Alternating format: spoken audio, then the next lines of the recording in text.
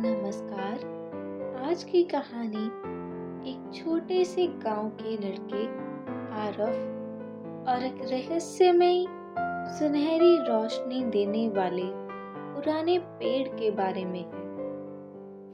गांव में एक समय सूखा पड़ जाता है, पानी की कमी हो जाती है और लोग परेशान हो जाते हैं। इसी बीच आरफ को जंगल में एक जादुई पेड़ मिलता है जो तभी चमकता है जब कोई दिल से दयालु और निस्वार्थ होता है।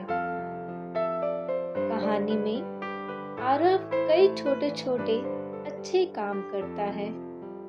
प्यासे पंछियों को पानी देना, बूढ़े लोगों की मदद करना और जंगल की देखभाल करना। उसकी अच्छाई से पेड़ की रोशनी बढ़ती जाती है और आखिरकार वही पेड़ गांव में पानी वापस लाने की शक्ति दिखाता है। अंत में गांव सूखे से बच जाता है और सभी लोग समझते हैं कि प्रकृति और दया दोनों ही जीवन में बहुत महत्वपूर्ण है।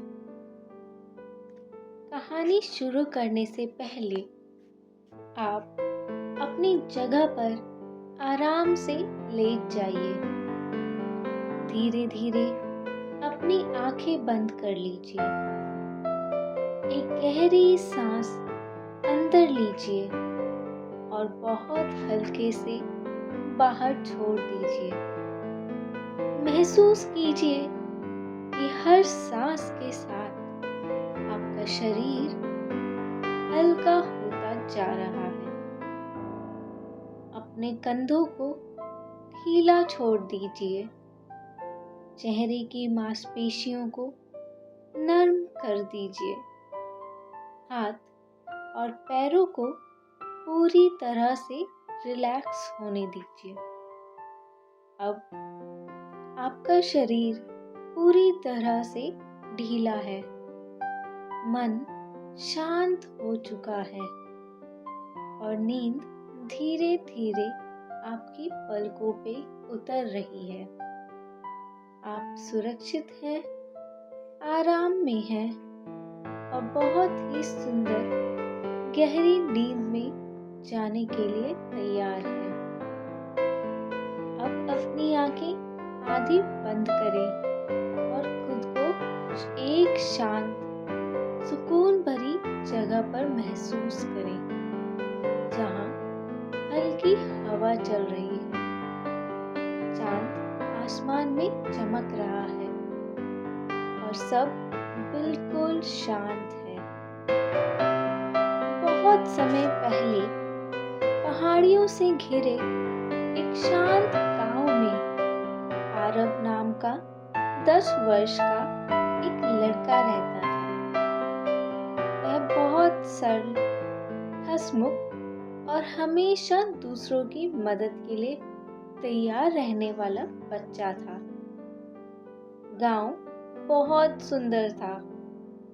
चारों तरफ हरे पेड़, बहती हुई धारा और खिलखिलाते बच्चे। पर एक साल बारिश नहीं हुई। कुछ महीनों में नदियां सूखने लगी। कुएं का पानी कम होने लगा और खेतों में दरारें पड़ गईं। लोग चिंतित होने लगे। अगर पानी नहीं आया तो फसलें नष्ट हो जाएगी और जीवन मुश्किल हो जाएगा। एक शाम आरव पानी की तलाश में गांव के बाहर स्थित जंगल में चला गया। सूर्य ढल रहा था और सुनहरा रंग पूरे जंगल में बिखरा हुआ था। उसी समय उसने दूर एक पेड़ को देखा जो हल्की सी सोने जैसी चमक बिखेर रहा था। ये कैसे चमक रहा है? आरव को हैरानी हुई। वह धीरे धीरे उस पेड़ के पास गया। पेड़ बिल्कुल साधारण था, पर उसकी छाल से हल्की रोशनी निकल रही थी, जैसे कोई दीपक अंदर जल रहा हो। उसने पेड़ को छुआ और अचानक हवा में एक शांति सी फुसफुसाहट गूंजी। दयालुता में बहुत शक्ति होती है। आरव चौंक गया, लेकिन डर नहीं लगा, बल्कि उसे सुकून महसूस हुआ। अगले दिन से आरव ने जंगल में छोटे छोटे अच्छे काम शुरू कर दिए।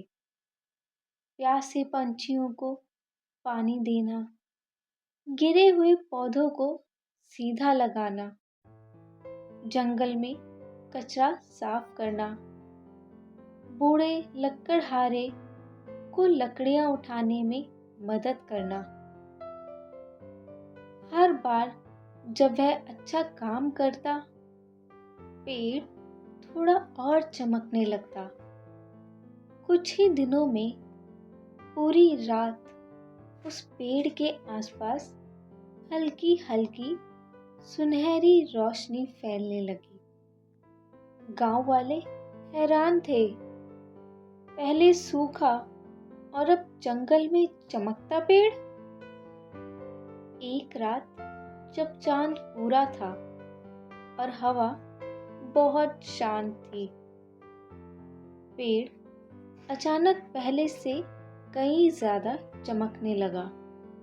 इतनी रोशनी कि मानो सूरज की किरणें उतर आई हों। आरव फिर पेड़ के पास पहुंचा। पेड़ ने फुसफुसाहट भरे शब्दों में कहा, सच्ची दयालुता प्रकृति को जीवित रखती है। तुमने मुझे बहुत शक्ति दी है। अब मैं तुम्हारे गांव की प्यास बुझाऊंगा। कुछ ही क्षणों में पेड़ की जड़ों के पास से पानी फूटने लगा। पहले एक पतली धारा, फिर एक बहती नहर। वह पानी सीधे गांव की ओर बहने लगा। सुबह जब लोग उठे तो उन्होंने देखा उनकी सूखी जमीन फिर से गीली हो रही है। खेतों में नई नई हरियाली उग रही है और लोग खुशी से नाच रहे हैं। गांव के बुजुर्ग ने आरव से कहा, बेटा, ये तुम्हारी दयालुता का फल है। अगर तुमने प्रकृति की मदद नहीं की होती तो आज हमारा गांव बच नहीं पाता। आरव मुस्कुराया और बोला, अगर हम प्रकृति का ख्याल रखें तो प्रकृति भी हमारा ख्याल रखती है। उस दिन से गांव के लोग जंगल की रक्षा करने लगे। सबने मिलकर कचरा उठाया, पेड़ लगाए और जानवरों की देखभाल की। और वह चमकता पेड़ आज भी जंगल में खड़ा है, धीमी धीमी रोशनी बिखेरते हुए, मानो कह रहा हो, दयालुता कभी व्यर्थ नहीं जाती। प्रकृति और दयालुता दोनों लौटकर हमेशा अच्छा ही देते हैं। जब हम दूसरों और पर्यावरण की मदद करते हैं तो जीवन हमें कई गुना वापस आशीर्वाद में देता है। आशा करते हैं आज की कहानी आपको पसंद आई हो। ऐसी ही सुकून भरी रिलैक्सिंग कहानियों के लिए हमारे चैनल को सब्सक्राइब करें और हर रात एक नई कहानी के साथ हमें मिलें। शुभ रात्रि। अब आप एक गहरी नींद के लिए तैयार हैं। आंखें भारी हो रही हैं और नींद आपकी ओर बढ़ रही है। आप मीठे मीठे सपनों की ओर बढ़ रहे हैं।